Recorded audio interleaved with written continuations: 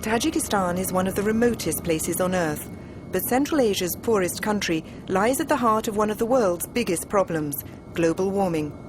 Rising temperatures are causing its glaciers to melt and retreat at unprecedented rates, threatening the region's water supplies. This is the country's fastest shrinking glacier. Since 1927, it's retreated 3 kilometers. But in the past 2 decades alone, the pace of its retreat has more than doubled. In the Zereshan Valley below, childhood friends Babur and Safasboy have witnessed its rapid retreat. This glacier used to cover 3 mountain tops, but this year it's only visible on 1 mountain, in the distance over there. Homidov Anvar is a worried man. He's been tracking the retreat of the country's glaciers, like the one in the Zereshan Valley, and knows that their disappearance is storing up problems for the future. Over the next 20 to 30 years, the volume of water in the rivers will rise as a result of the glacier melt, and we will see more natural disasters such as flooding. After that, there will be a dramatic drop in the amount of river water available. This will not only cause problems for Tajikistan, but the country's depending on its glaciers for their water supply.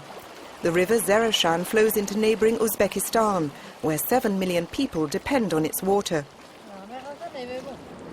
But in Tajikistan, disaster has already struck. Temperatures have risen by 1.5 degrees in the past 10 years. In spring, the snow is melting faster and the rains becoming more intense, causing mudslides and flash flooding that destroy homes, crops and livelihoods. In this village, mudslides have become an annual hazard.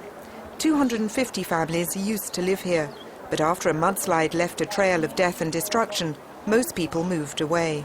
There are 54 families here now, but they live in fear of the next mudslide. Whenever the rains come, they're afraid they will sweep away their homes and their children. Mudslides and floods are also increasing the risk of disease. Most people depend on river water for their daily needs, but it's become muddier and dirtier. Firuza Sultumuradova is taking her 4-year-old son to the doctors again.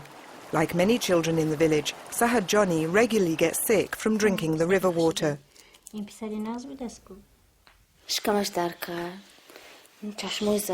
had a stomach ache. His eyes turned yellow and his urine red. He lost his appetite, so I brought him to the doctor, who diagnosed hepatitis A. With no access to clean water, more and more people are seeking treatment for waterborne diseases. I think this is because in spring there's a lot of rain and all the mud flows into the river. And in summer, when the temperatures rise, germs spread faster.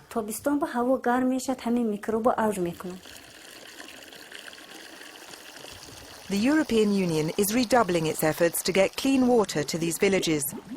Since a Danish aid agency installed a water purification system here, fewer children have fallen sick.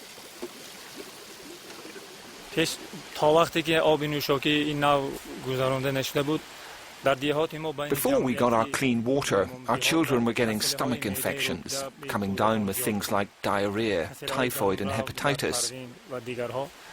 Now there seems to be less disease. Climate change is also playing havoc with weather patterns. This year has been exceptionally wet, while the 2 previous were exceptionally dry. Last year, the drought was so bad that drinking and irrigation water was rationed during certain times of day. Villagers like Hatboy Kadyrov had to queue for the limited supplies, and tensions ran high. When there's no water, fights break out.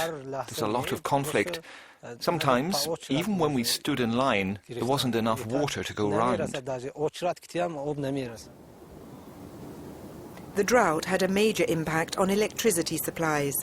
Last winter, Tajikistan came to a virtual standstill when the country's main electricity plant failed to generate enough power due to low water levels.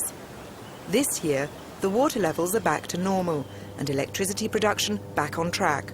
But the chief engineer is concerned about the long-term impacts of climate change. We all know that with the disappearance of glaciers, the amount of electricity produced will go down. Tajikistan's glaciers, regulating water and energy supplies, are the country's wealth. But they also provide most of Central Asia's water. So when their blue gold runs out, it will have disastrous consequences for all the people of the region.